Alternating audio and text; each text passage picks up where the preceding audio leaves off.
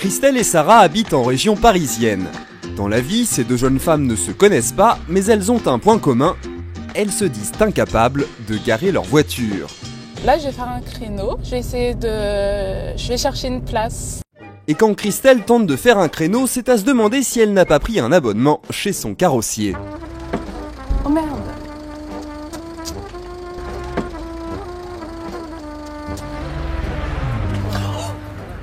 Oh merde. Aïe aïe aïe, Christelle ne maîtrise pas du tout les dimensions de sa voiture. Elle ne sait pas dans quel sens, ni à quel moment braquer. Bah là, mon créneau, il est loupé. Là, je suis complètement de travers. Du coup, même après 5 longues minutes d'effort, le résultat est souvent improbable. Bon, bah voilà, c'est pas gagné. Hein. Je suis un peu loin du trottoir. Voilà, je suis pas droite. Bah la totale, quoi. On va réessayer d'en refaire un autre. Bien qu'elle ait largement la place, Sarah elle aussi doit s'y reprendre à plusieurs fois avant de faire rentrer son véhicule. Donc je vais essayer de me garer. C'est pas gagné.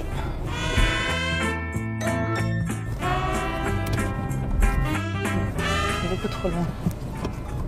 Absence de repères, braquage désordonné, pour Sarah faire un créneau relève de l'impossible. Mais toujours pas. On commence déjà à gêner. Car à force de multiplier les allers-retours, Sarah est un vrai cauchemar pour les autres conducteurs. Les gens sont relativement stressés, donc du coup dès qu'on prend un peu de temps pour faire un créneau, ça klaxonne. Et plus en fait on klaxonne, plus on est stressé et moins on y arrive. Pour éviter ça, Christelle a trouvé une solution très simple, c'est de ne jamais en faire. Je me gare toujours au plus facile, quoi. Ça me dérangerait pas de laisser ma voiture à 10 minutes de l'endroit où je vais, juste pour éviter de faire un créneau. Créneau, mais aussi garage en épi ou en bataille dans les parkings souterrains. Pour beaucoup de conducteurs, ces manœuvres a priori simples sont synonymes de stress, voire de panique. Voici pour preuve un petit florilège des stationnements les plus marrants trouvés sur internet.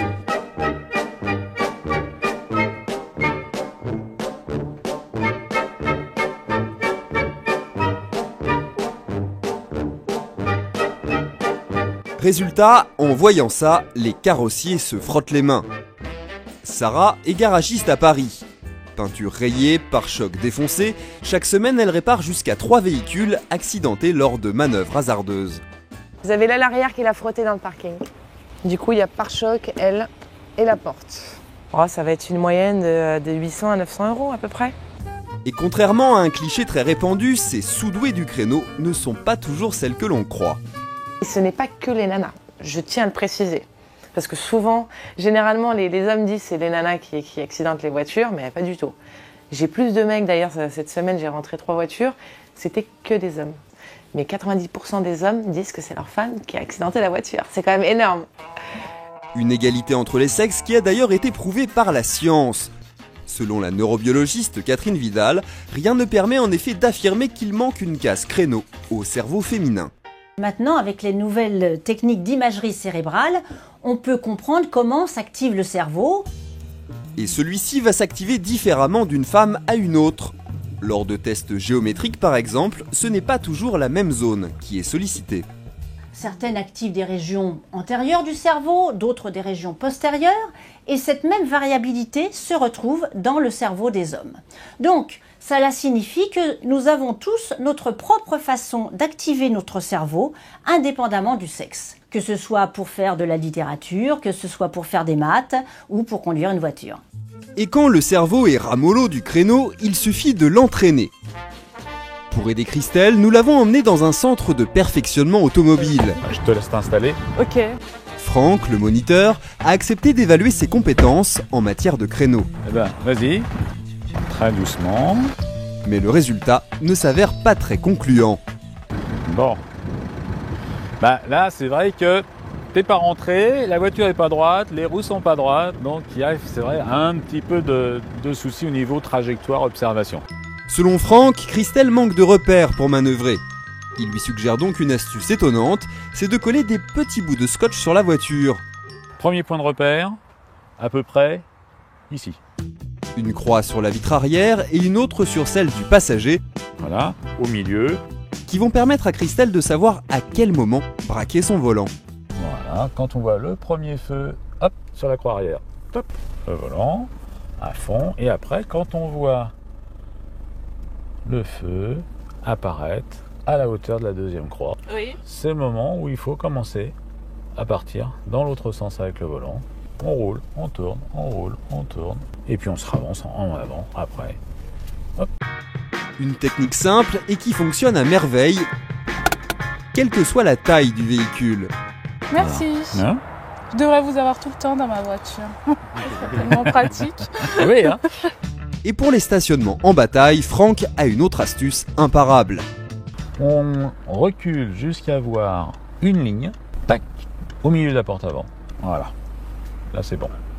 Et quand on la voit, on commence à déclencher le braquage de telle manière à emmener l'arrière et ça va faire arriver la voiture 2 places plus loin. Démonstration. Voilà, doucement.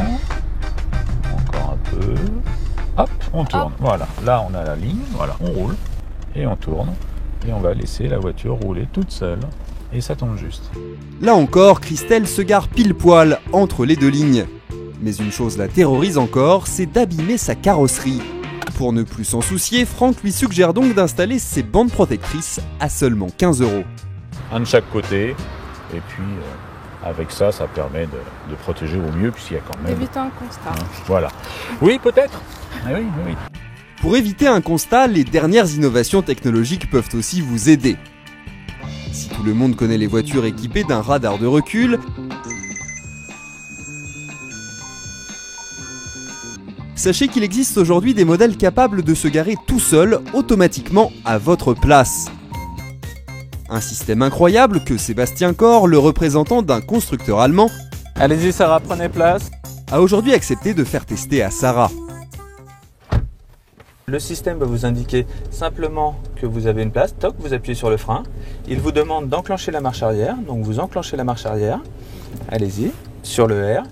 Hop, vous ne touchez plus le volant, vous appuyez un petit peu sur l'accélérateur et le système, regardez le volant, vous faites ce que vous voulez avec vos mains, vous freinez un petit peu si vous sentez que le système va trop vite. Et voilà, hop, continue un peu, le système va, voilà, rester sur le frein, tranquillement. Il vous indique et vous êtes maintenant parfaitement garé. Vous n'avez plus qu'à descendre de vos voitures. Et voilà, le tour est joué. C'est génial. Une option géniale, facturée 350 € et qui fonctionne aussi bien en créneau qu'en épi et en bataille. Voilà qui ne manque pas d'impressionner Sarah. Vraiment, je suis impressionnée. Je ne connaissais pas du tout et je pense que maintenant je vais avoir du mal à me garer justement avec ma petite voiture. C'est magique. Alors de la voiture intelligente aux petits morceaux de scotch, si vous aussi avez tendance à malmener vos pare-chocs, n'oubliez pas que la meilleure astuce pour garer sa voiture, c'est encore de garder son calme. Allez, dégage, passe.